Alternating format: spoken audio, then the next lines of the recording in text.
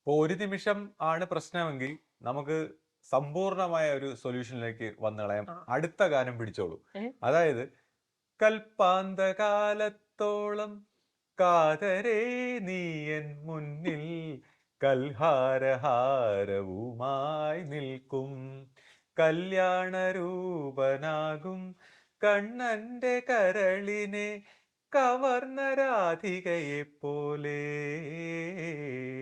കവർന്ന രാധികയെ പോലെ. പാട്ടൊക്കെ കൊള്ളാം. പക്ഷെ ഇപ്പൊ ഒരു നിമിഷം പോരാന്ന് പറഞ്ഞപ്പം കൽപ്പാന്തമായി.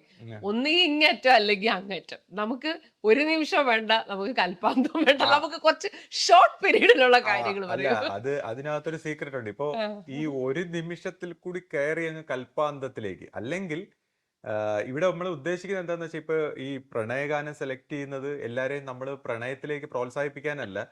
ഇപ്പൊ നമ്മൾ ശ്രദ്ധിച്ചു കഴിഞ്ഞാൽ അറിയാം, നമ്മുടെയൊക്കെ ജീവിതത്തിൽ ഇപ്പൊ ഈ പ്രണയം എന്ന് പറയുന്ന മനുഷ്യർക്ക് റിലേറ്റ് ചെയ്യാൻ പറ്റുന്ന ഒരു കാര്യമാണ്. ഇപ്പൊ നമ്മൾ പ്രണയം എന്ന് പറയുന്ന ഒരു സ്റ്റേറ്റിലേക്ക് വരുമ്പോൾ ഇപ്പൊ നമ്മൾ ശ്രദ്ധിച്ചു കഴിഞ്ഞാൽ അറിയാം, എല്ലാ നല്ല ഗുണങ്ങളും ഉണ്ടാവുകയാണ്. അതായത് പരസ്പരം സഹിക്കുകയും ക്ഷമിക്കുകയും എന്തിനും ഒരു സാക്രിഫൈസും ഒരു സമാധാനവും ശാന്തിയും എല്ലാം ഉണ്ടാവുന്നു. അപ്പൊ നമ്മളത് ശ്രദ്ധിച്ചു കഴിഞ്ഞാൽ നമ്മുടെ ആ ഹൃദയത്തിന്റെ ആ ഡിവൈൻ ആയിട്ടുള്ള ഒരു സ്റ്റേറ്റിന്റെ അടുത്തേക്ക് നമ്മൾ മൈൻഡിലൂടെ ചെല്ലുമ്പോഴാണ് ഈ പറയുന്ന ആ ഒരു ഡിവൈൻ സ്റ്റേറ്റിന്റെ ഗുണങ്ങൾ നമുക്ക് കിട്ടുകയാണ്.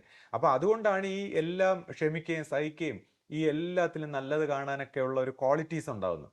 അപ്പം ആ പ്രണയത്തിലൂടെ പഠിച്ച് നമ്മുടെ ആ ഡിവൈൻ ഹാർട്ടിന്റെ സെന്ററിലേക്ക് എത്തിക്കാൻ വേണ്ടിയാണ് നമ്മൾ ഈ ഒരു പ്രണയഗാനം സെലക്ട് ചെയ്തത്.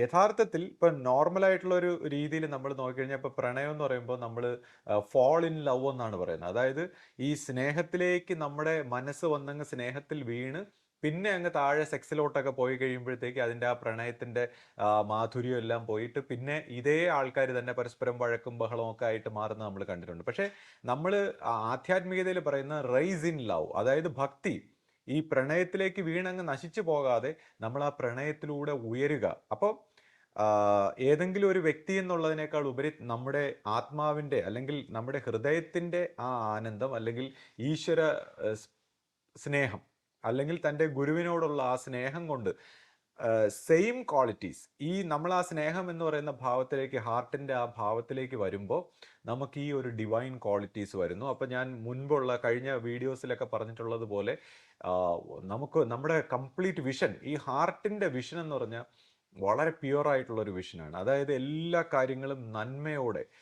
സ്നേഹത്തോടെ സമാധാനത്തോടെ കാണാനുള്ളൊരു കഴിവ്, ജീവിതത്തിനൊരു പുതിയ അർത്ഥം